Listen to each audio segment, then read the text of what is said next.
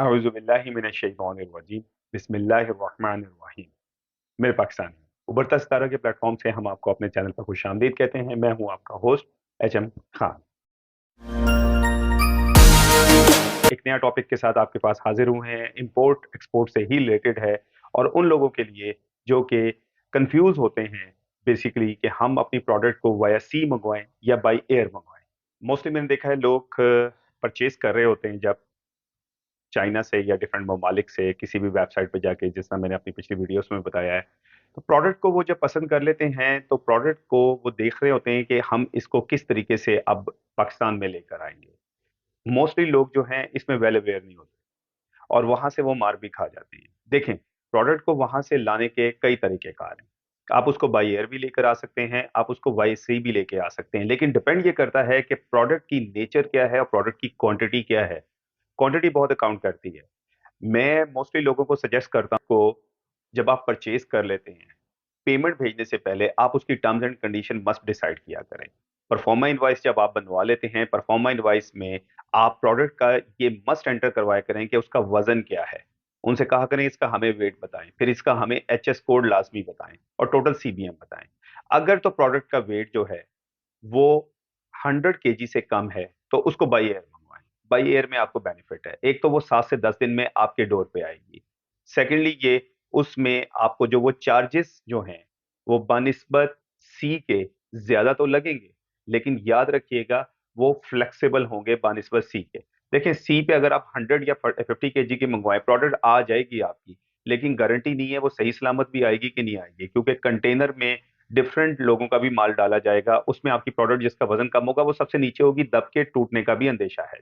तो इस मौके पे मैं लोगों को अक्सर ये हदायत करता हूं कि आप 50 से 100 केजी बाई एयर मंगवाएं। फिर वाई सी में लोग ये समझते हैं कि बहुत कम हमें चार्जेस पड़ेंगे बाई एयर के, किसी हद तक बात ठीक भी है, लेकिन याद रखिएगा इसमें डिसाइडेड भी नहीं है। समटाइम ये है कि अगर आपकी प्रोडक्ट की क्लियरेंस आपकी लेट हो गई तो वो डैमेजेस भी आपको पे करने पड़ेंगे। और सेकेंडली ये जो सबसे बड़ा उसमें मसला आपके लिए आता है वो आता है यार्ड चार्जेस।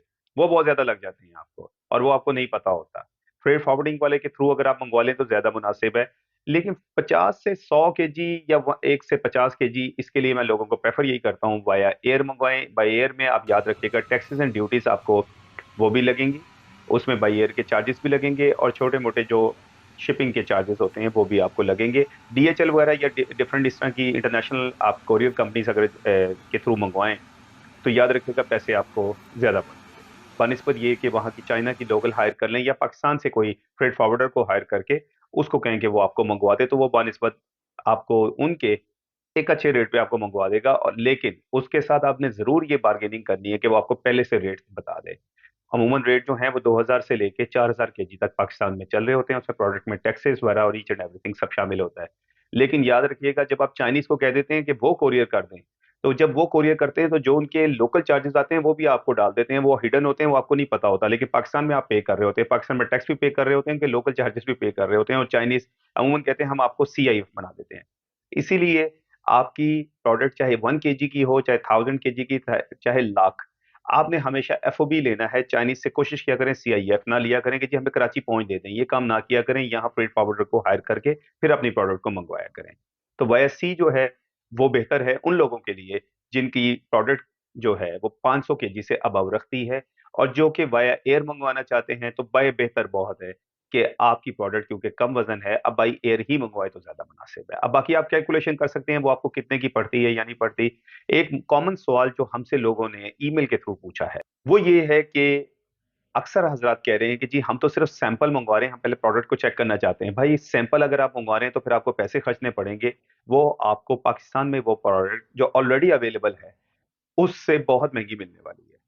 याद रखिएगा सैंपल के चार्जेस ज्यादा होते हैं। क्यों? आप उसकी बाई एयर जो चार्जेस वो भी आप पेयर कर रहे हैं, टैक्सेस आप पेयर कर रहे हैं और आप बाकी भी चार्जेस दे रहे हैं। प्रोडक्ट भी आप जाहिर है एक प्रोडक्ट ले रहे हैं तो वो तो आपको महंगी देंगे ना चाइनीज। आप अगर आप 1000 में और एक पीस में तो जमीन आसमान का फर्क होता है। ये अक्सर लोगों ने हमसे सवाल किया जी हमें तो बहुत ज्यादा चार्जेस पड़ गए।